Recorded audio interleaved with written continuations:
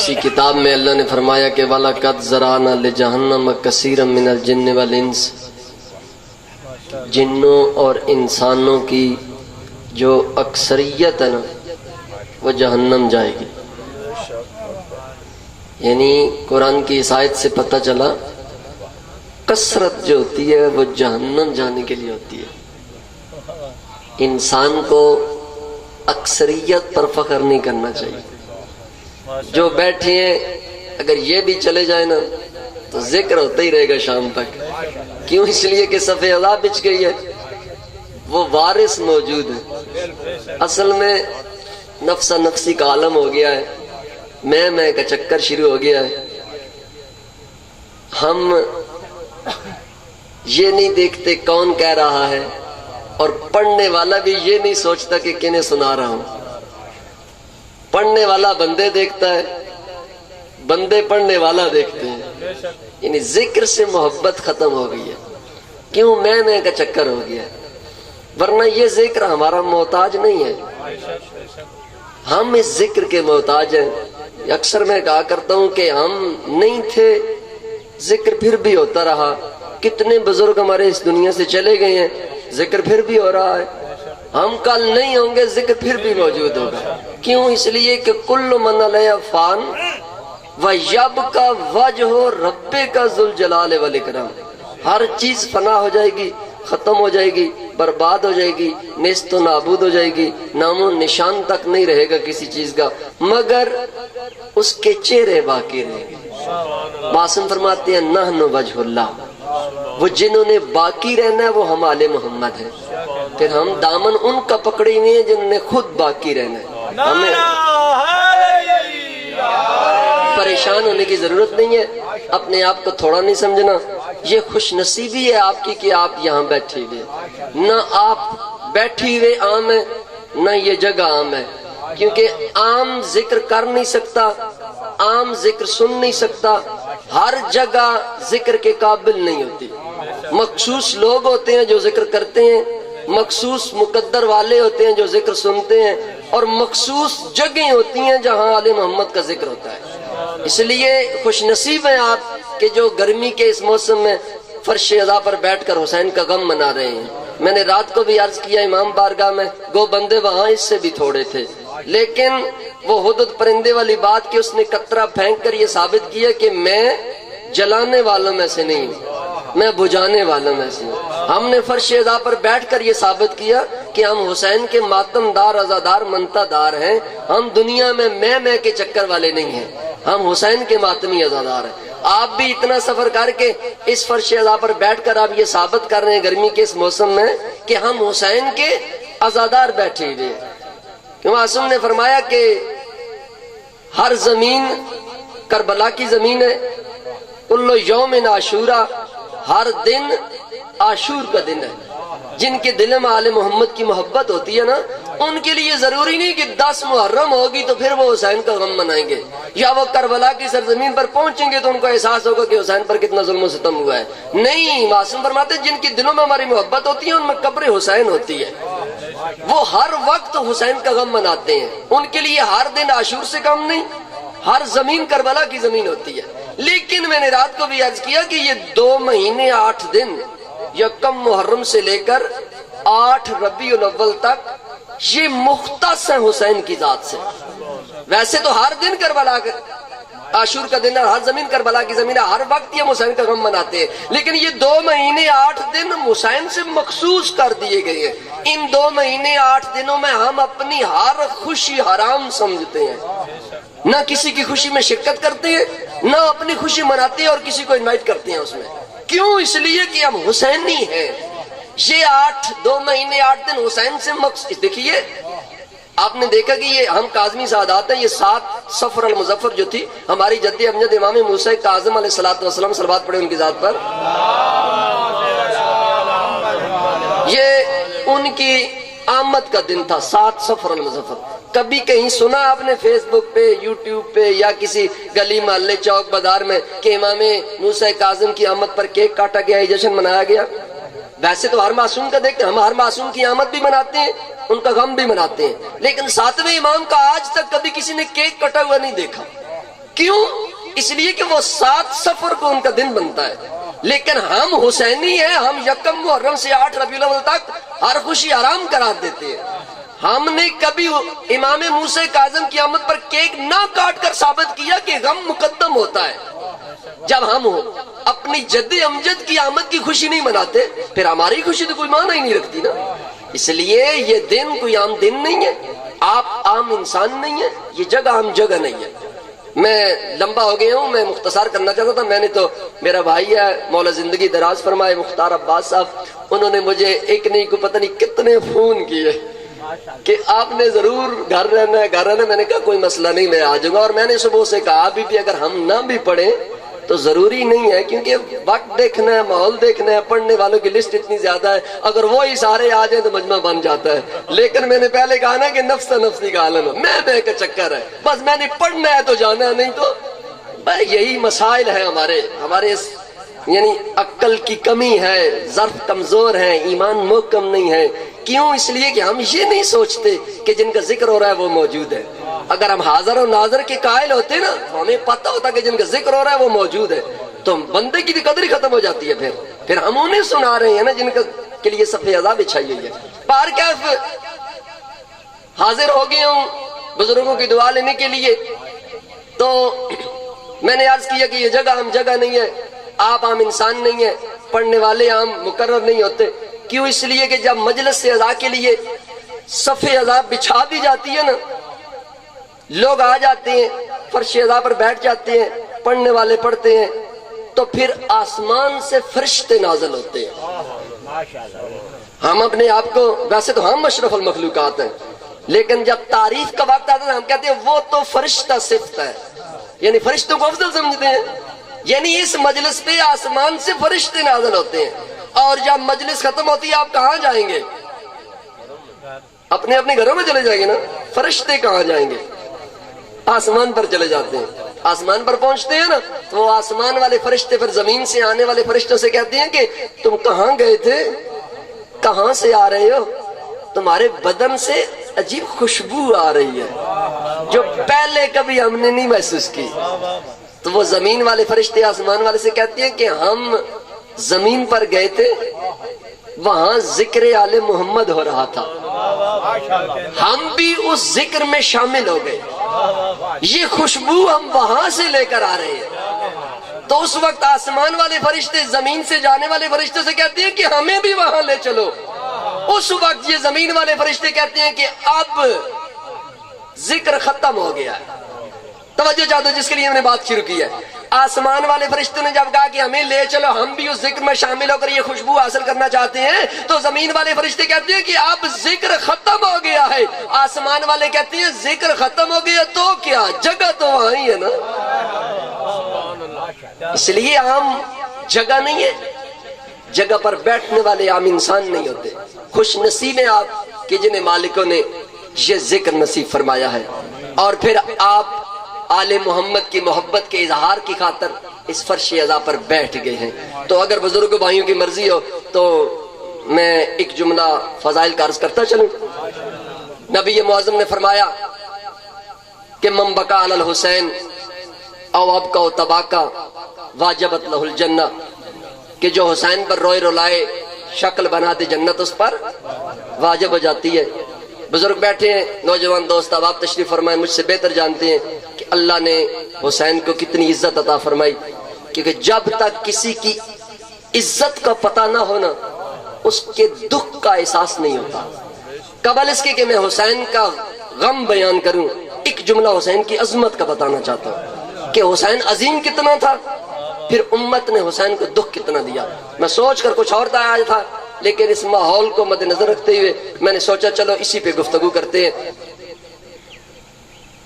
مدینہ محمد کا تھا، مسجد نبوی تھی، مسجد نبوی میں اللہ کا پیارا محبوب اور محبوب کا بھائی علی تشریف فرما تھے۔ چلو میں یوں کہوں کہ مسجد نبوی میں اللہ کا نبی بیٹھا تھا یا نبی کا علی بیٹھا تھا، دونوں بھائی مسجد میں بیٹھے ہوئے تھے۔ سلمان داخل ہوئے، دیکھا نبی علی بیٹھے ہیں، واپس آ گئے۔ ایک صاحب ملے سلمان کو، سلمان مسجد میں کون ہے؟ سلمان کہتا ہے کہ مجھے نہیں پتا کون ہے۔ توجہ ہے جناب کی، مجھے نہیں پتا مسجد میں کون ہے۔ اب سلمان کون ہے جس کے متعلق نبی معظم نے فرمایا کہ منا اہل البیت ہے، ہماری اہل بیت میں سے بندہ مسجد میں داخل ہوا، دیکھا نبی علی بیٹھے تھے، اس نے کہا دیکھو بھئی سلمان کتنا بڑا جھوٹ بول گیا، کہتا مجھے نہیں پتا کون، جبکہ نبی اور علی بیٹھے ہوئے، کیا سلمان نبی علی کو نہیں جانتا؟ اس نے رسول سے شکایت لگائی۔ وقت کی نزاکت کو مد نظر رکھتے ہوئے اختصار کے ساتھ میں بیان کرنا چاہتا ہوں، نبی سے شکایت لگائی کہ آپ نے جسے منا اہل البیت کہا وہ جھوٹ بول گیا، بلاؤ سلمان کو۔ آ گیا سلمان، سلمان یہ کیا کہہ رہا ہے؟ مولا کیا کہا اس نے؟ یہ کہتا میں نے سلمان سے پوچھا مسجد میں کون ہے؟ سلمان مسجد سے نکل کر گیا تھا، کہتا ہے میں جانتا ہی نہیں کون ہے مسجد میں۔ مولا کیا یہ آپ کو نہیں جانتا؟ مولا نے فرمایا چلو سلمان سے ہی پوچھتے ہیں، سلمان بھائی تم نے کیوں کہا ایسے؟ سلمان کے بعد مولا اس نے پوچھا مسجد میں کون ہے، آپ نے خود کہا کہ مجھے یا اللہ جانتا ہے یا علی جانتا ہے، علی یا علی یا علی، مجھے یا اللہ جانتا ہے یا علی جانتا ہے، علی کو یا میں جانتا ہوں یا میرا اللہ جانتا ہے، اب میں کیا جانوں آپ کون ہے؟ باہر کا نبی علی مسجد میں، تیرا میرا بادشاہ جس کے غم میں آپ یہاں اگر بیٹھے، وہ حسین خرامہ خرامہ گھر سے چلا۔ تاریخ نے ظاہری زندگی 6 سال لکھی، کتنا؟ 6 سال کا حسین تھا، خرامہ خرامہ گھر سے چلا۔ ظاہراً میں نے کہا یہ یاد رکھنا، کیونکہ یہ ازل سے پہلے ہیں، ابد کے بعد بھی ہوں گے۔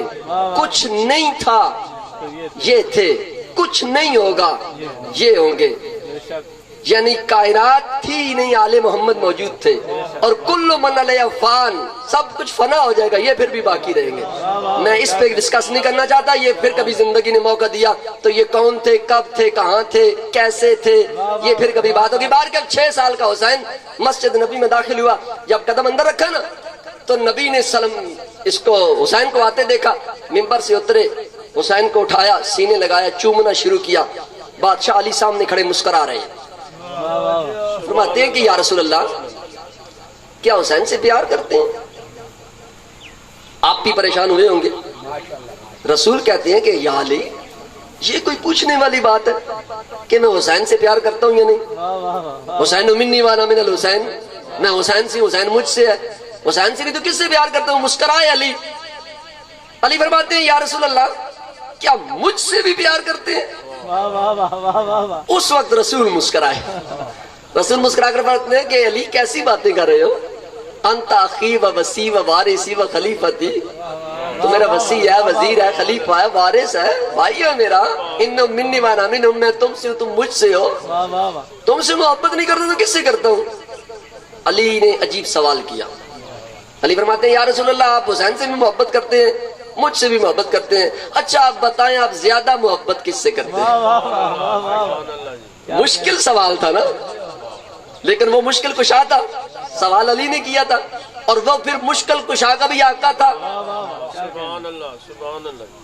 قبل اس کے کہ نبیوں کا سلطان نبی اپنی لسان وحی کو حرکت دیتا اور بتاتا کہ میں کس سے زیادہ محبت کرتا ہوں۔ سوال تو مشکل تھا نا، علی نے سوال کیا کہ مجھ سے زیادہ محبت ہے یا حسین سے زیادہ محبت ہے؟ قبل اس کے کہ رسول بولتے حسین نے گود چھوڑ دی، اپنے بابا علی کے سامنے کھڑے ہوئے، فرماتے ہیں بابا یہ کوئی پوچھنے والی بات ہے کہ نانا کس سے زیادہ محبت کرتے ہیں؟ جس کے فضائل زیادہ ہیں اس سے نانا زیادہ محبت کرتے ہیں۔ رسول مسکرائے، مسکرا کر فرماتے ہیں کہ بیٹا حسین دیکھ رہا ہے سامنے کون ہے؟ حسین فرماتے ہیں نانا میں سوچ سمجھ کے بات کر رہا ہوں، مجھے پتا ہے سامنے نبیوں کا سلطان مشکل کشا بادشاہ علی کھڑا ہے، میں جانتا ہوں، اس لیے کہہ رہا ہوں جس کے فضائل زیادہ ہیں اس سے زیادہ محبت کرتے ہیں۔ رسول کہتے ہیں کہ بیٹا حسین کیا تم اپنے فضائل کا اپنے باب علی سے تقابل کرنا چاہتے ہو؟ مسجد نبوی تھی رسول کے سامنے، حسین مسکرا کر فرماتے ہیں اگر بابا کی مرضی ہے تو تقابل کر لیتے ہیں، کس کے فضائل زیادہ ہیں؟ لو جی مسجد نبوی تھی، رسول سامنے کھڑے تھے، علی اور حسین ایک دوسرے کے آمنے سامنے۔ رسول نے علی سے کہا اچھا علی تم اپنے فضائل بتلاؤ، جس کے زیادہ ہوں گے میں اس سے محبت زیادہ کرتا ہوں۔ اب مسجد نبوی میں نبی و سلطان نبی کی موجودگی میں حسین کو مخاطب کر کے بادشاہ علی نے اپنے فضائل آپ سنانا شروع کیے، رسول کے سامنے، مولوی کے سامنے نہیں، مولوی تو یہ برداشت نہیں کر سکتے علی کے فضائل کو۔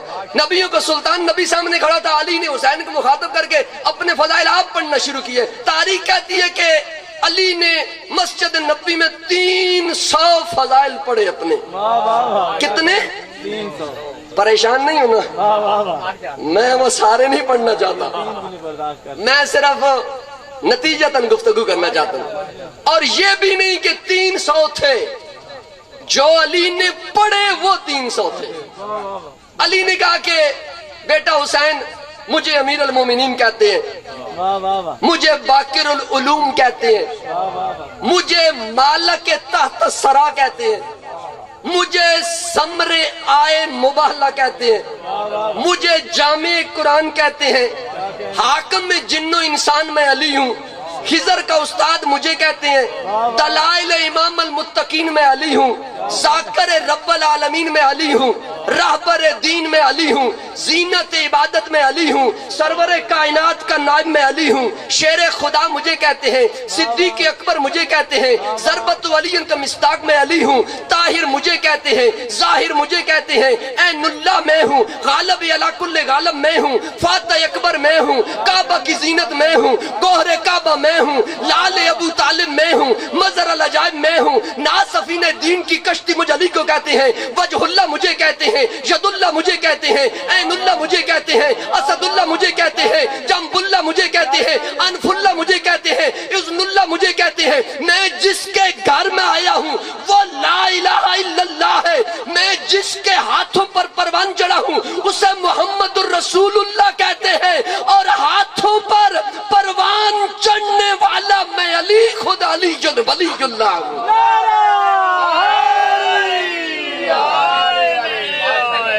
اللہ اکبر، یا رسول اللہ۔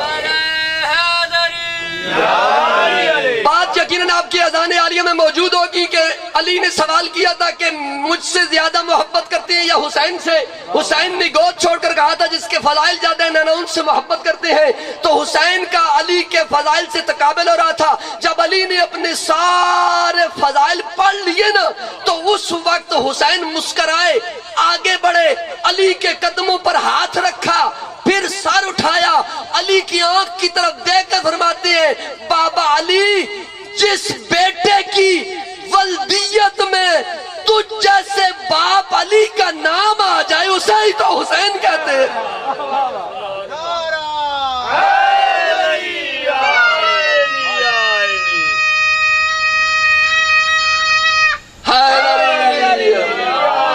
بابا خود بتاؤ میرے بابی جیسا آپ کا بابا ہے تو بتاؤ، میرے نانے جیسا آپ کا نانا ہے تو بتاؤ، میری ماں جیسی آپ کی ماں ہے تو بتاؤ، میرے بھائیوں جیسے آپ کے بھائی ہیں تو بتاؤ، اور میری بہنوں جیسی اگر آپ کی بہنیں ہیں تو بتاؤ، پھر فضائل کس کے زیادہ ہیں؟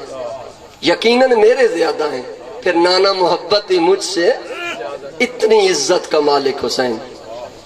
عزاداران مظلوم کربلا 3 یا 4 منٹ کی زحمت اور دینا چاہتا ہوں، عبادت مکمل کرنے کے لیے 2 جملے مصیبت کی عرض کرنا چاہتا ہوں۔ اتنی عزت کا مالک حسین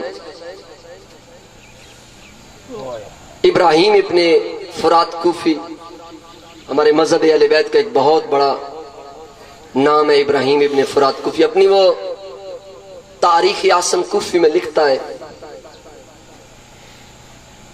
ایک یوم الست کا واقعہ لکھا اس نے۔ ہم گناہگار ہیں نا، معصیت کار لوگ ہیں، لیکن پھر بھی زندگی کس امید پہ گزار رہے ہیں؟ اس لیے کہ قیامت والے دن نبی ہماری شفاعت کر دے گا، نبی شافی محشر ہے، ہماری شفاعت کرے گا۔ آج تک کبھی ہم نے یہ نہیں سوچا کہ نبی کو شفاعت کا حق کس نے دیا ہے۔ وہ لکھتا ہے کہ جب اللہ نے روح انبیاء کو اکٹھا کیا نا، کسی کو آدم صفی اللہ بنایا، کسی کو نجی اللہ بنایا، کسی کو خلیل اللہ بنایا، کسی کو کلیم اللہ بنایا. جب انبیاء کو عہدے دے بیٹھا نا اللہ تو روح انبیاء کو مخاطب کر کے اللہ کی آواز آئی میں نے سارے عہدے تمہیں تقسیم کر دیے, ایک عہدہ باقی ہے, اس عہدے کے لیے میں نے یہ تاج بنا کر رکھا ہوا ہے. اس تاج کا نام ہے تاج شفاعت. یہ میں ہر کسی کو نہیں دے سکتا. اس تاج کے پہننے کے لیے کچھ شرطیں ہیں, وہ شرطیں رجسٹر پر لکھی ہوئی ہیں. روح انبیاء میں سے جو بھی جا کر ان شرطوں پر دستخط کر دے وہ یہ تاج پہن سکتا ہے. مختصر یہ کہ آدم آگے بڑھے, رجسٹر اٹھایا, صفحہ کھولا, شرطیں پڑھنا شروع کی, رجسٹر بند کیا, آدم نے رونا شروع کیا. اتنا روئے کہ اللہ کی آواز آئی آدم جب تو نے دستخط نہیں کیے پھر روتا کیوں ہے؟ آدم کی آواز آئی میرے اللہ میں تو نہیں ہوں, کوئی تو ہوگا نا جو دستخط کرے گا. نو بڑے آدم, نو ابراہیم, یعقوب, یوسف, یونس, یا زکریا, الیاس, عیسیٰ, موسیٰ, سارے بڑھتے رہے. رجسٹر کھولتے تھے, روتے تھے, واپس آ جاتے تھے. آخر میں بچ گیا تیرا میرا آخری نبی, کوہ استقامت و وقار بن کر تیرا میرا آخری نبی آگے بڑھا. رجسٹر اٹھایا, نبی کو شفاعت کا حق کس نے دیا یہی بتانا چاہتا ہوں. رجسٹر اٹھایا, ابھی کھولا نہیں تھا, حسین سامنے آ گئے. تاج اٹھایا, نانا کے سر پر رکھا, رجسٹر لیا نیچے رکھ دیا. نانا یہ تاج بنے آپ کے لیے, سجدہ بھی آپ کے سر پر ہے. رسول کی آوازی بیٹا اس تاج کے پہننے کے لیے کچھ شرطیں ہیں. حسین کی آوازی نانا آپ تاج پہنے, شرطیں جانے میں حسین جانوں. وقت گزرتا گیا, آدم سے مصطفیٰ تک انبیاء دنیا میں آئے. علی و بطول کی شادی ہو گئی, حسین دنیا میں آ گئے. رسول مسجد نبوی میں نماز پڑھا رہا تھا, حسن اور حسین نماز کے لیے مسجد کی طرف بڑھے. جبریل آ گیا, حسین وعدہ یاد کر, تو نے نانا کو تاج پہنایا تھا. حسین کی آوازی ہاں پہنایا تھا, رجسٹر پر دستخط باقی ہے. حسین کی آوازی رجسٹر تو لے آ, دستخط میں کر دیتا ہوں. حسن مسجد چلے گئے, حسین دستخط کرنے کے لیے مدینے سے باہر آ گئے. حسین دستخط کرتے گئے, روتے گئے. آخر جو دستخط کیا نا حسین نے رجسٹر زمین پر رکھا, خود اتنا روئے حسین کہ روتے روتے حسین زمین مدینہ پر سو گئے. رسول گھر آئے, پوچھا میرا حسین کہاں ہے؟ حسن اور حسین تو مسجد میں گئے تھے. بطول نے کہا حسن جی نانا میرا حسین کہاں ہے؟ نانا میں مسجد چلا گیا تھا, حسین شرطوں پر دستخط کرنے کے لیے مدینے سے باہر چلا گیا. ہاں عزاداران مظلوم کربلا, آج 14 صدیاں گزر جانے کے بعد ہم جب حسین کا جلوس گھر سے باہر نکالتے ہیں نا, گلی چوک محلے میں آتے ہیں, لوگ اعتراض کرتے ہیں کہ یہ 4 دیواری کے اندر ہونا چاہیے. آؤ میں آپ کو بتاؤں کہ حسین کا پہلا جلوس کس نے نکالا. جب حسین مدینے سے باہر چلے گئے تھے نا, نبیوں کا سلطان نبی حسین کو تلاش کرنے کے لیے گھر سے نکلے. پیچھے پیچھے علی تھے, پیچھے پیچھے بطول تھی, پیچھے پیچھے حسن تھے. حسین کا جلوس لے کر حسین کے لیے رسول گھر سے نکلے, گلی میں, گلی سے محلے میں, محلے سے چوک میں, چوک سے مدینے سے باہر جا رہے تھے. حالت کیا تھی؟ دونوں ہاتھ فضا میں بلند تھے. ابائے مقدس مصطفیٰ زمین پر گھسیٹتی چلی آ رہی تھی. اس رسول رو رو کر کہتے یا حسین, حسین تم کہاں چلے گئے؟ مختصر عزاداران مظلوم کربلا, رسول مدینے سے باہر آئے, حسین کو سوتا ہوا دیکھا, اٹھایا سینے سے لگایا. حسین گھر آ گئے. حسین بطول کی حویلی میں پہنچے, رسول کے ہاتھوں پر تھے حسین. رسول کی آواز بیٹا حسین بتا تو صحیح کیا لکھا تھا, سننا چاہیں گے؟ حویلی بطول کی تھی, مدینہ محمد کا تھا. حسین کو رسول مخاطب کر کے کہتے ختم ہوگی, 1 منٹ کی گفتگو رہ گئی ہے. حسین بتا تو صحیح کیا لکھا تھا. رویا حسین, رو کر کہتا نانا اجازت ہے اماں بطول کے سامنے بتا دوں؟ علی نے بطول کے کندھے پر ہاتھ رکھا. رسول کی آواز ہاں بیٹا حسین سنا.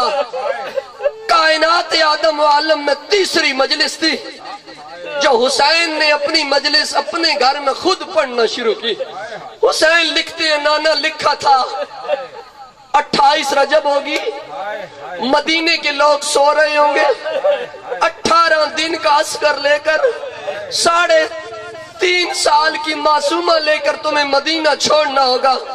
نانا میں نے دستخط کر دیے، نانا لکھا تھا 3 شعبان مکے پہنچنا ہوگا، نانا میں نے دستخط کر دیے، نانا لکھا تھا 8 سلاجوں کی بندی احرام توڑنا پڑیں گے، نانا میں نے دستخط کر دیے، نانا لکھا تھا حج کو عمرے میں تبدیل کرنا ہوگا، نانا میں نے دستخط کر دیے، نانا لکھا تھا مکہ چھوڑنا ہوگا، نانا میں نے دستخط کر دیے، نانا لکھا تھا رستے میں مسلم کی شہادت کی خبر ملے گی، نانا میں نے دستخط کر دیے، نانا لکھا تھا 2 محرم کربلا پہنچنا ہوگا، نانا میں نے دستخط کر دیے، نانا لکھا تھا 7 محرم پانی ختم ہو جائے گا، نانا میں نے دستخط کر دیے۔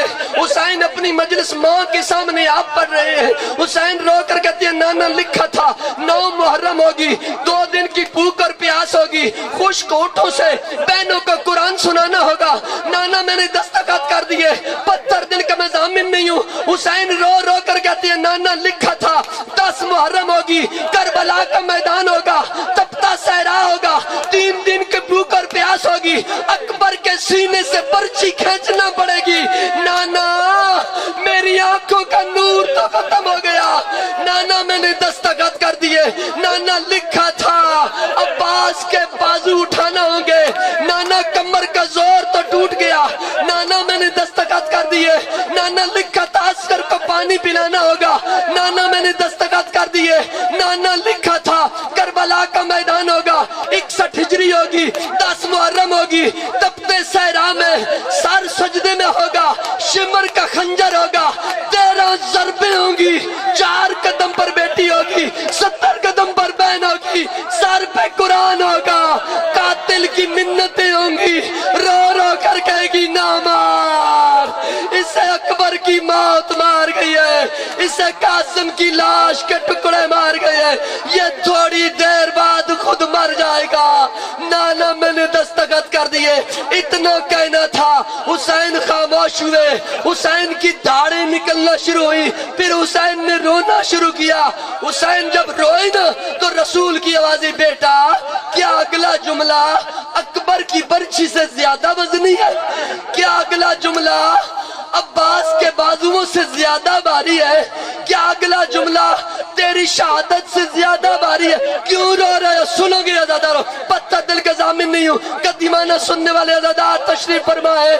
مدینہ محمد کا تھا، بطول کی حویلی تھی، بطول سامنے کھڑی تھی، حسین روئے، رو کر کہتے ہیں بابا روتا اس لیے ہوں، اب تک جو امتحان تھا وہ امتحان میرا تھا، دستخط میں کرتا گیا، رو اس لیے رہا ہوں، اگلا امتحان میرا نہیں تھا، نانا امتحان کسی اور کا تھا، دستخط میں نے کر دیے، نانا دعا کر میری پوری اتر جائے۔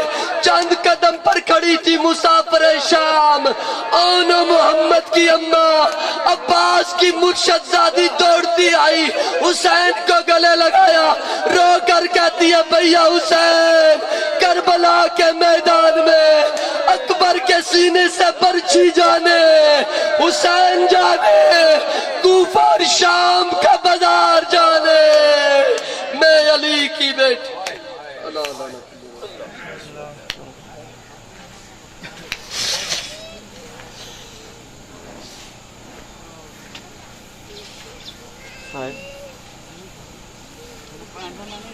ماشاء اللہ مولانا کی زبان میں تاثیر عطا فرمائے۔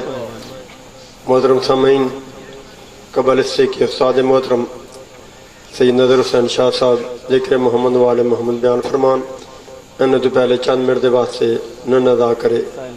سائل عباس ایک قصیدہ پڑھ سی، انہیں تو بعد استاد محترم